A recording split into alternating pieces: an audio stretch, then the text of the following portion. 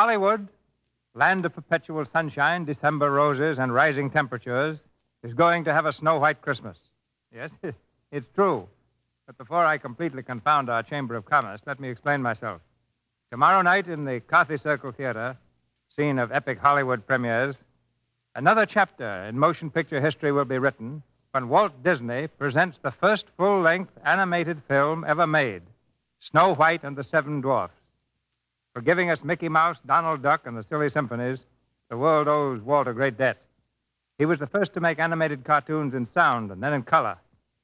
And with Snow White, he pioneers once again in a picture that took 3 years to make and involved more than 2 million individual drawings. Walt is standing beside me now. I should say he's quaking beside me now. He's nervous, trembling, and out of breath. Buck up, Mr. Disney. What's wrong? Nothing much. Except I've been running around in circles so long, it's getting to be a habit. Carthy circles? Well, that's just one of them. I think I've got stage fright. No, you've got premiere fright, which is much worse. You ought to know you've produced and opened more than 200 pictures. Yes, and I'm just as scared the 200th time as I was the first. But I hear Snow White and the Seven Dwarfs is the screen's greatest innovation in years.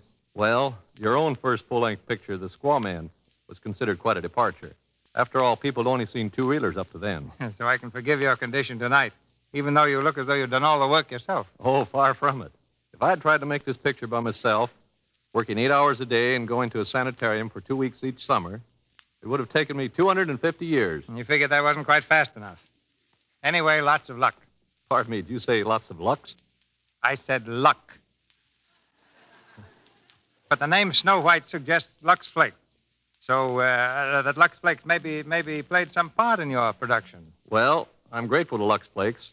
They made Snow White a household word to women who wash their own fine things, long before I ever thought of putting her on the screen. I also understand that Lux Flakes play a big part in cutting down Hollywood's wardrobe bill, which reminds me how costly a young lady Snow White was to clothe. We figure her costumes cost about $100,000. Just a minute, Walt. How do you figure that when all our costumes were made with paint and brush? But it's true, even though she wears only 2 dresses, and both of them are drawings. You take the salary of the artists and the animators, and there are hundreds of them.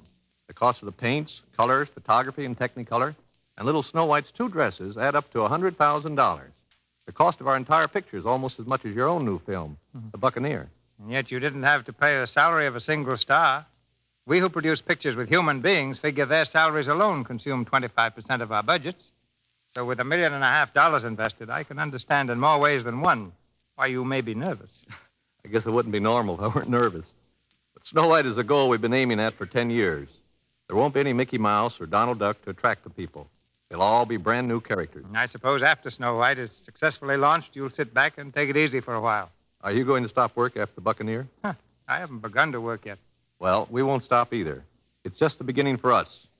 We're going to make more feature-length animated productions and try to make use of all that we've learned in the 3 years required to produce Snow White. We don't think we know so much even now, and we're using all the outside advice we can get. What sort of outside advice? Well, there's Sidney Franklin, for example, the man who directed Good Earth. He seems to think our cartoon medium is important, and he's offered to work with us in directing Bambi, the famous story, The Little Deer. We've also started work on Pinocchio. Yeah, but what's going to happen to Mickey and Minnie and Donald Duck? Oh, they'll continue to be just as important as they've ever been. We wouldn't dream of anything else. But we're growing, Mr. DeMille, and experimenting. Leopold Stokowski, the famous conductor, is going to work with us on an idea of combining fine music with animated cartoons. He wants to make great symphonies popular with people all over the world. After that, gosh, look at the clock. I've got to start running again. Good night. I wish you the greatest success of your career, Walt. Good night.